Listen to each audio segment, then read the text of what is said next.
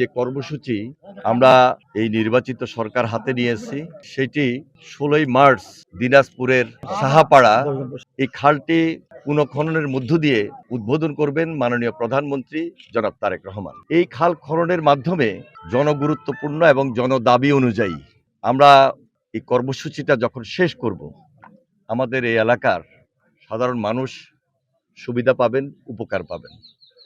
বিশেষ করে এখানে প্রচুর জলাবদ্ধতা হয়। আমরা এই খালটা খননের মধ্য দিয়ে জলাবদ্ধতা দূর হবে।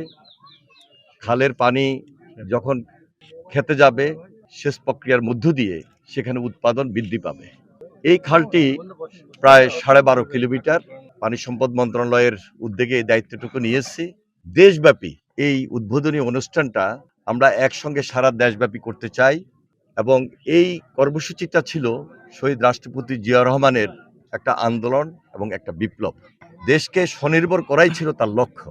সুতরাং আজকে আমরা এই মুহূর্তে জনাব তারেক রহমানের নেতৃত্বে আবারও এই কর্মসূচিটাকে হাতে নিয়েছি। আপনারা জানেন যে দীর্ঘদিন খাল খনন বা পুনঃখনন প্রক্রিয়া বন্ধ ছিল, বাধাগ্রস্ত ছিল এবং অনেক খাল অথবা অনেক নদী অনেক জায়গায় সেখানে আপনার পলি জমিয়েছিল, অনেক জায়গায় দোকানপাট বাড়িঘর সেখানে একদম খালের মাঝখানে গড়ে উঠেছিল।